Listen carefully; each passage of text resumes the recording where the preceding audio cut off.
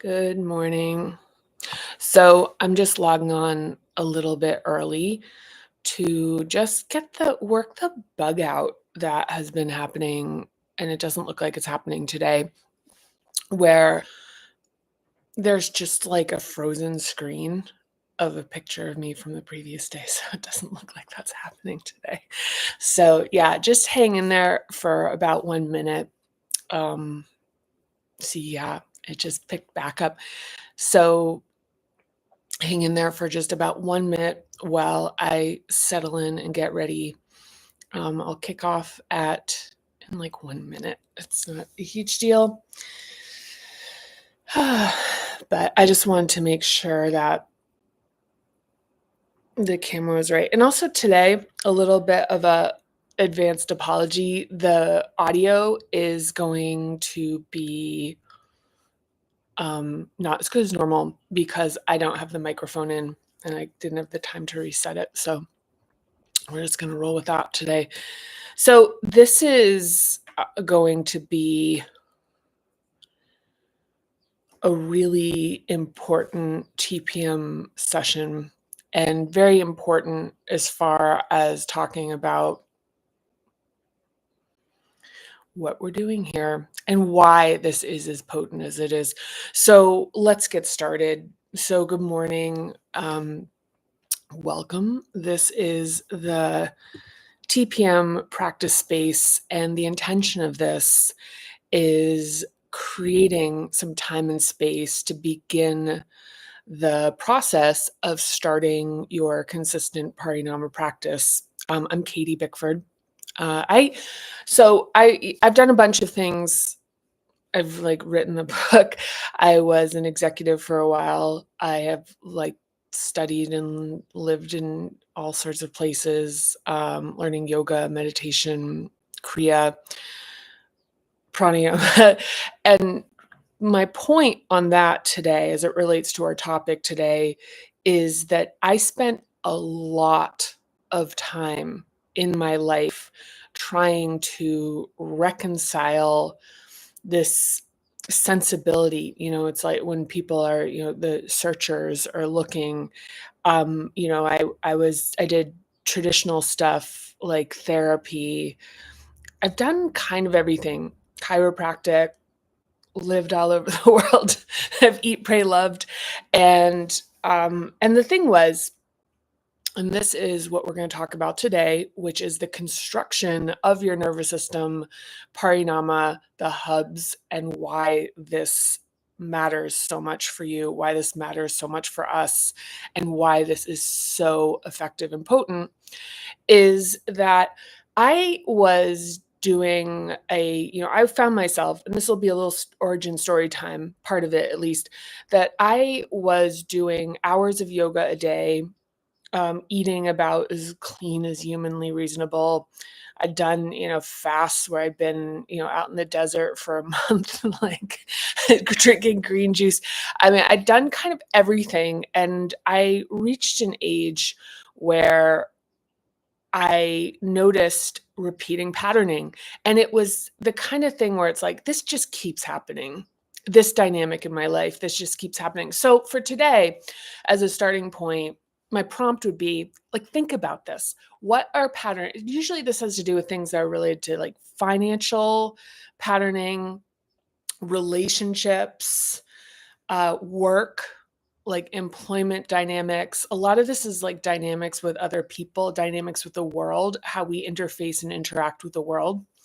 And for me, some of the stuff that was subtle that I couldn't quite put my finger on was that, actually, I don't want to spoil it yet. But I want to say that there was this sense that I just wasn't really touching on. I couldn't get to the thing that was creating the consistent maladaptive patterns in my life. And so, I don't want to interfere by like adding the narrative on my own for your own process of thinking about this. To be honest, I imagine that for most people, I mean, I think like on the back here of the book, okay, so things have to do with anxiety, levels of achievement and career success, feeling like you just can't really get to, your own like sort of personal identity, where you just kind of keep getting blocked by,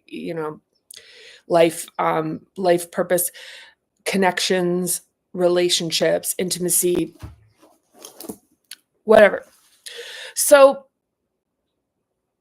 let's start with that. So the parinama, and I have been really, up until almost this moment, I have been incredibly reluctant to do anything that relates or even resembles a pitch, like where I'm pitching this and trying to make a case for it.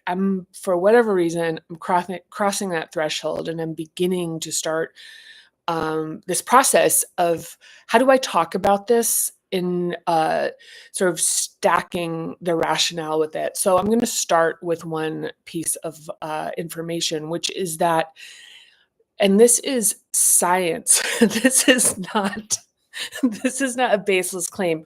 It is that 95% of our life is operated out of our subconscious. So our brain and nervous system operate 95% of our life through reflex, through emotional patterning.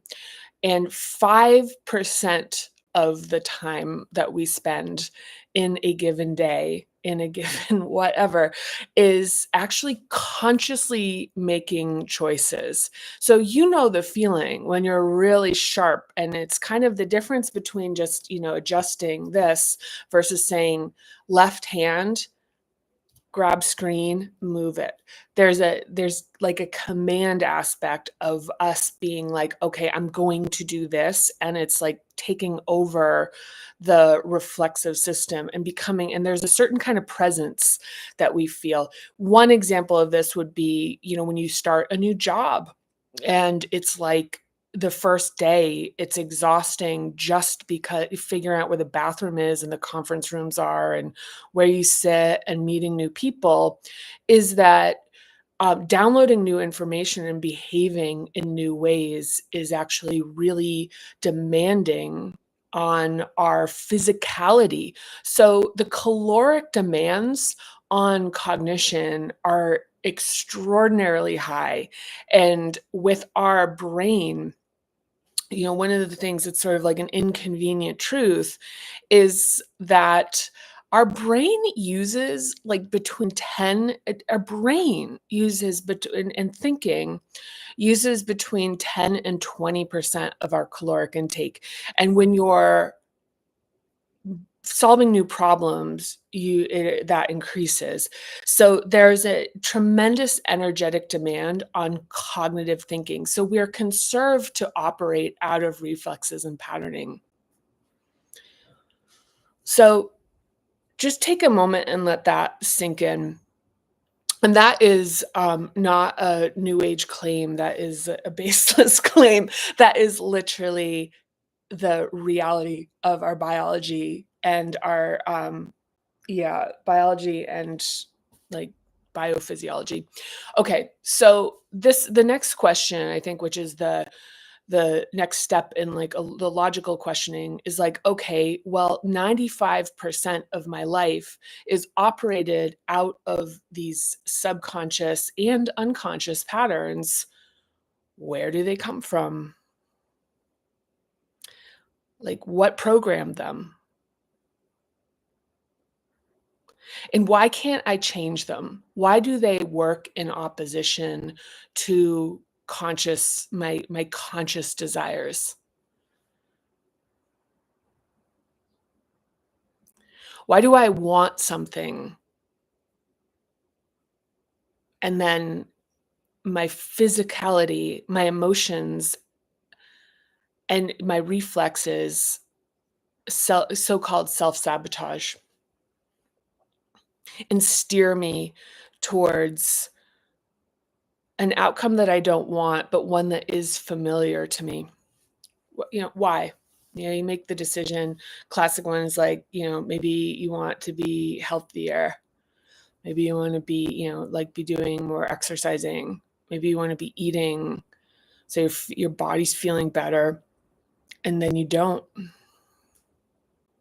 And then this is the kind of thing where there's a tendency to think, oh, see, this is because I'm weak, or this is because of some type of flaw in my composition, but it's not.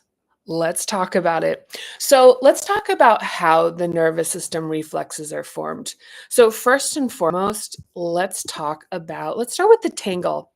So, the formation of our nervous system is our early experiences and circumstances. We adapt to them with whatever resources, internal resources we have, and we form reflexive patterns in terms of how we adapt to our environment and circumstances. So one example, and understandably this might be kind of considered a little bit distressing, but maybe you're a baby that is in a highly distracted, distressed environment. Maybe something just happened to the family that was unexpected. And so in the first months of life at home, the caregivers are really distracted, or there's a lot of strain on the family dynamic. So the primary caregiver is just not capable of being able to give full attention, or maybe they have underdeveloped capacity themselves. So the point being that as a baby, you're you have needs, and you have like and that's specifically to survive, to physically survive. So an example of an adaptation would be either you become quieter and an easier baby because maybe you experience that receives more attention and love, and so in a way you're kind of like comforting your caregiver, and it's more enjoyable and easy for them to attend to you. Or you become the squeaky wheel, where you become louder, and you become louder, and really demand to be attended to. So this would be an example of like the shrinking and inflating adaptations that form reflexes. So we're talking, and this is like a overly simplified version of this, but this gets to the point, is that our reflexes are formed very specifically by the early environmental factors. And then once we get older, and once we get our nervous system matures and we're capable of more advanced cognition, we rationalize these reflexes. So, and this form by creating belief systems. So this is like kind of the thing where it's like, well, you have to be loud, or nobody's ever, it's like this is part of getting your needs met in this world, is that you need to like kind of stomp your feet and make a make a fuss, or you're just gonna be ignored. Like, that's just how the world works. Or you could have a belief that's like, listen, you catch more flies with honey than vinegar. That it's like being sweet, people are more likely to want to help you. And notice that both of those things are true in some circumstances and not true in others. So that neither of them are false. They're both absolutely have situations where they line up. So going back to the formation of reflexes and the belief systems that surround them, this forms what we consider reality. And what that reality is gets projected out into the world. So maybe it's like, look, I've got to stomp my feet to get what I want. I've got to make some noise. I've got to be difficult, or everybody's just going to ignore me.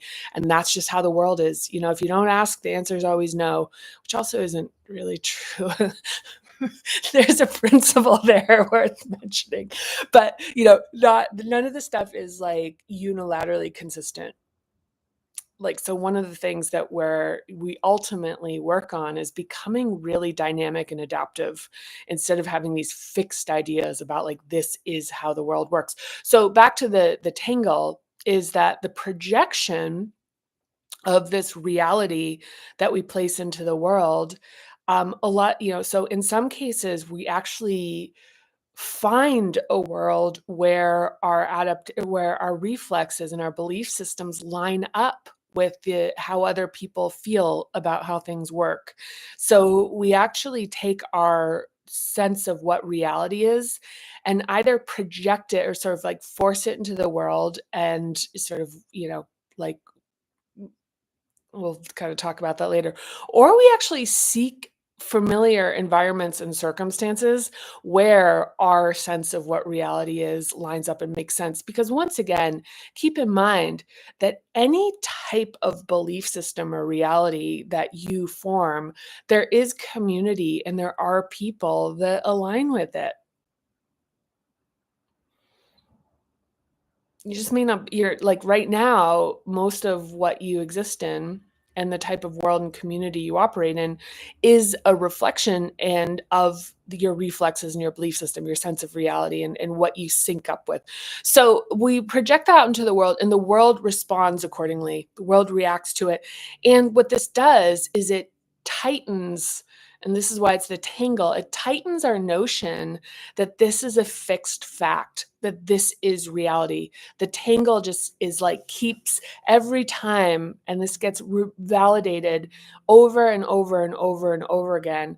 And the more we validate it, the tighter it becomes, and the tighter our notion that we understand how the world operates and that our reflexes and beliefs are correct and they are not malleable, that this is just how it is and it's just how you have to be. So, with Parinama, what we do is we're questioning that. In fact, we are altering that. So,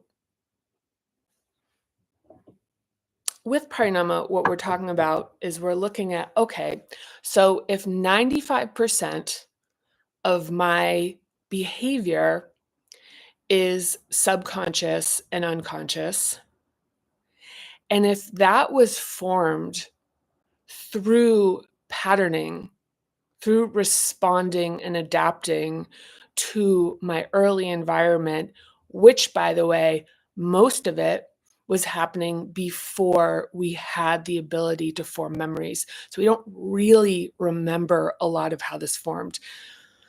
And side note, this is why addressing a lot of this stuff and getting to it is really hard with stuff like therapy. Because when we're talking about a sense of security, emotional literacy, personal power, that we're not really able to access it because the core memories that formed it they didn't get kind of coded into our cognition. They got coded into our body. So our evidence is the reflexes. They got coded into our emotions.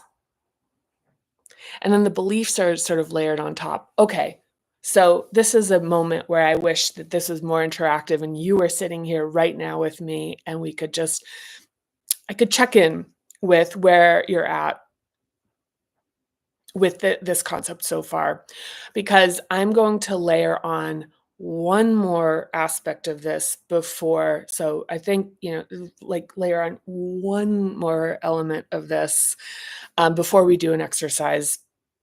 And what that layering is that our nervous system is chronologically and sequentially developed.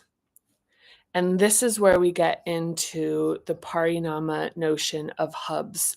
So these particular levels of sensibilities and aspects of our lived experience are built one on top of the other. So we start out, and I'm going to use this, and then we're going to. So, as far as the hubs are concerned, so the first foundational layer is physical survival, physical safety, trust in the physical world.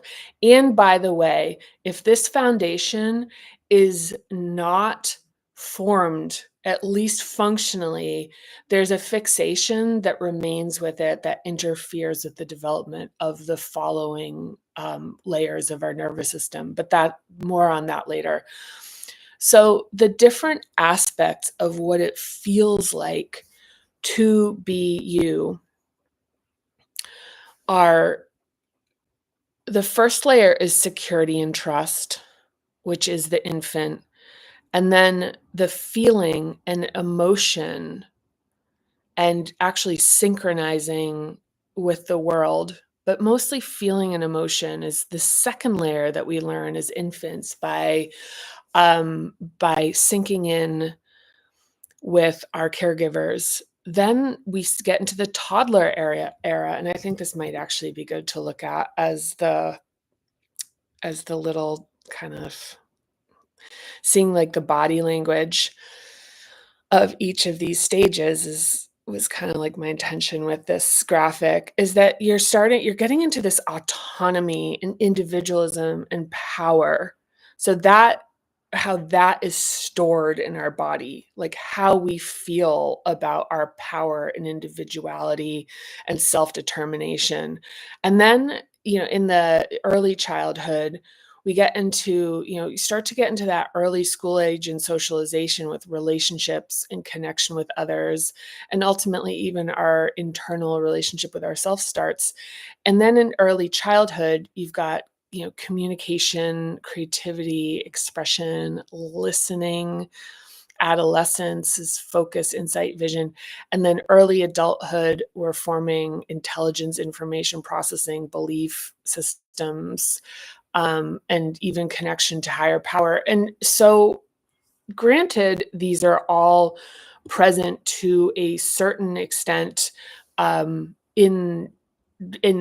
all in a lot of the other layers, but where our nervous system is actually building this foundational template for how we experience life happens very specifically in the events and circumstances in that given time of our life. I mean, think about high school and think about, going back to what's the best one for this? I'm trying to think about like what is I'll use this here. Think about high school. So that's where we like vision, see. So a lot of, just thinking back to, and also like connection, communication, creativity, seeing, and just how our development played out at that particular time in our life. Now, let's talk about what these hubs are. So, in the Parinama method, we organize these chronological facets of our lived experience, of our patterning in these particular segments that we call hubs. And it's an organizing principle. So these are organized so that we can focus and work on them as individual principle like aspects of ourselves versus this like addressing a holistic and incredibly overwhelming aspect of overlapping aspects of ourselves. So what the hubs are is the hubs are, some folks will see the chakra system, the ancient Vedic chakra system. But there's also, you can see Maslow's hierarchy of needs, which, by the way, has been attributed to the time that he spent with the American Native people, the Blackfoot Indians, which is the understanding of the sequential aspect of reaching self-actualization and eventually self-transcendence, but that it begins with being able to have your physical needs met, and then it extends we once that is those are met, we're able to continue to build so towards physical needs and safety, and then esteem, then belonging, self-actualization, self-transcendence. So in the book, if you're following along on page 13, there's a little bit of a chart here that sort of is the intention here is to demonstrate or was it illustrate or show how all of these notions of the hubs are pretty universal, and universal also in that they are reflected in Western developmental psychology, So where you have Piaget, Erikson, the developmental theorists and psychologists who developed the stages of the socialization of the nervous system in children, which is used for child psychology, and specifically developing better methodologies for raising children so that they're more robust and dynamic, biological and neurological studies. You have other religious traditions that are also, you can see the overlap and the reflection of, so and then of course there's just sort of like universal overlays, like the physical world overlays.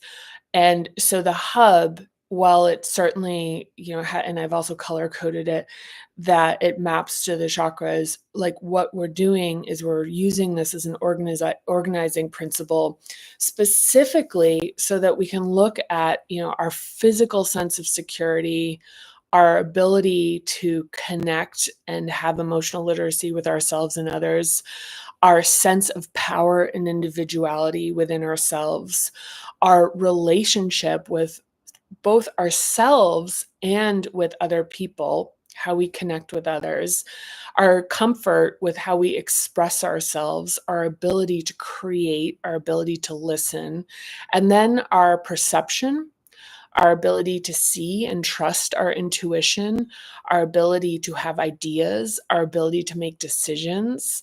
And then, last but not least, up in the seventh hub, we're looking at our capacity for information, understanding, and what's traditionally used as intellect. And one note I will make here is that when the lower hubs are cleared up, notions of like how intelligent you are change because the stuckness of investing in hypervigilance around your safety is actually absorbing energy that gets released and flows more freely up into, for a lot of people experience it in terms of like more intellectual capacity, better creative capacity.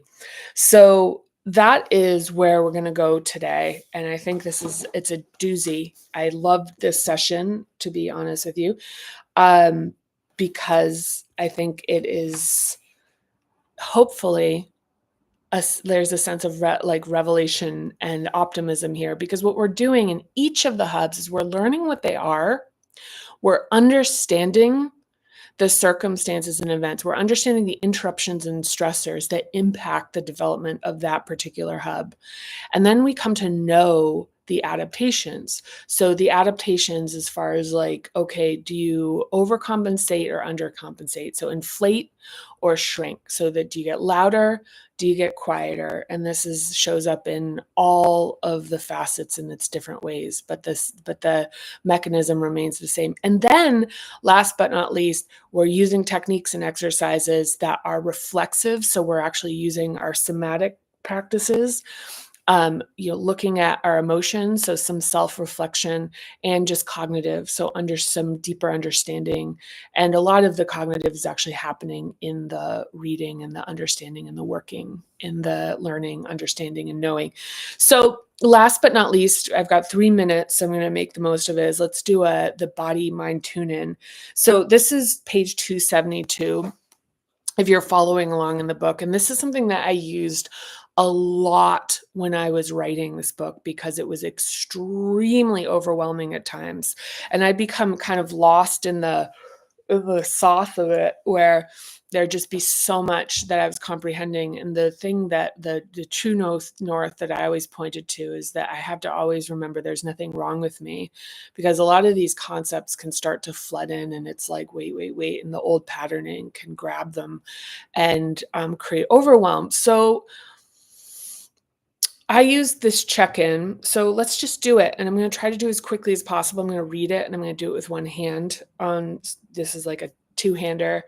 You can do this in line at the grocery store. If you're at work, you can pop into the, like a bathroom stall.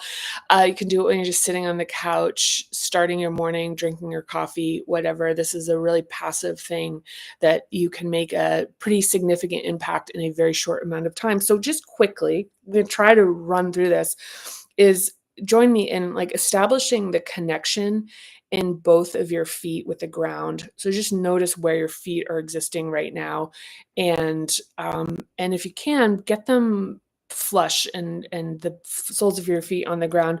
If you're standing, slightly bend your knees and unlock them. With your glutes, your bum, squeeze. So squeeze them to get a slight tremor where it shakes a little bit. And then slowly, slowly, slowly release at like a glacial pace. Now, with your hips, and this is the second hub, just do a little bit of a hula hoop here. So 2 times to the right, 2 times to the left. And what we're doing with that is just we're bringing in some just sort of like sensation and even feeling how the second hub has this kind of like movement aspect to it, and it feels kind of nice. Don't push yourself past if it's stiff in that area. Just like the slightest movement. We're not trying to like accomplish anything beyond just tuning in and showing up for ourselves.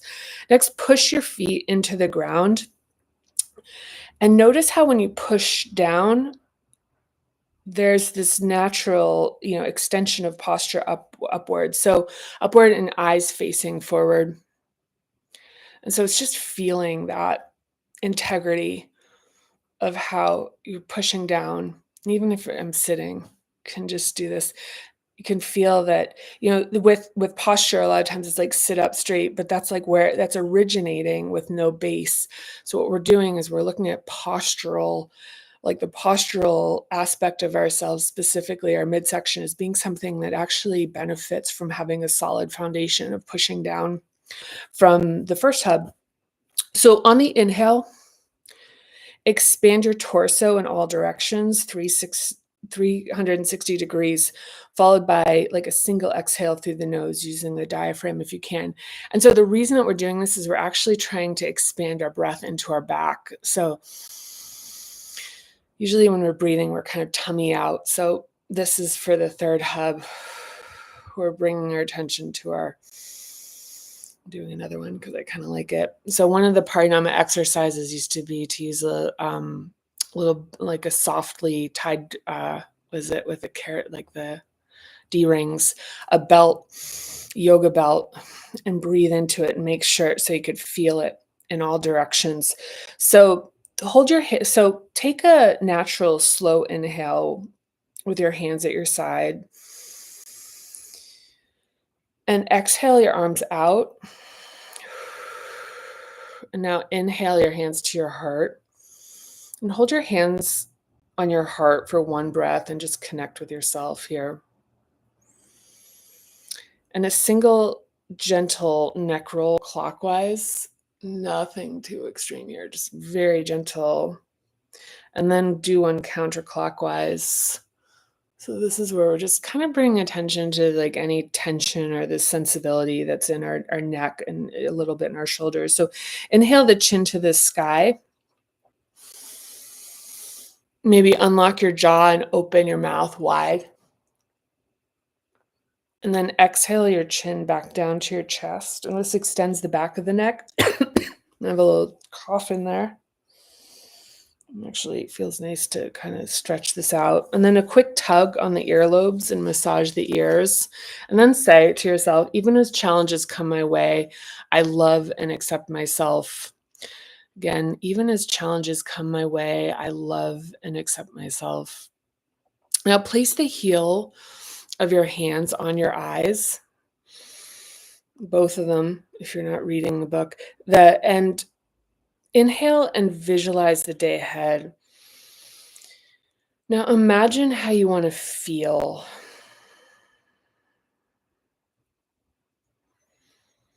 And one specific thing you want to happen.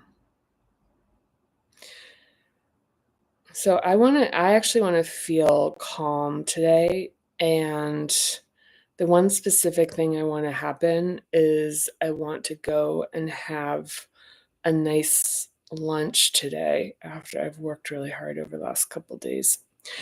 So take a couple of breaths if necessary to see and feel this. So your eyes should be closed if you're doing this. Um, on the exhale, remove your palms, widen your eyes into bug eyes, and take in as much as possible. With your nose facing forward, lift your eyes to the sky. You can feel a little stretch in there, and then lower your eyes to look forward. Comb your fingers on your scalp. Give your hair a little tug upwards. Now shake your hands, do a little body wiggle, and stomp and tap your feet on the ground. Now just take a moment to tune in with your body.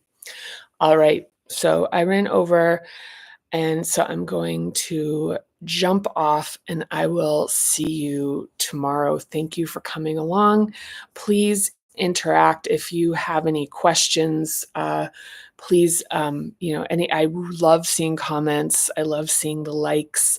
And if there's something that you want to address or bring up, and you don't want to put it in a public comment, you can direct message me at the Parinama Method on Instagram. Again, thanks for coming along, and I will see you very soon. All right, bye for now.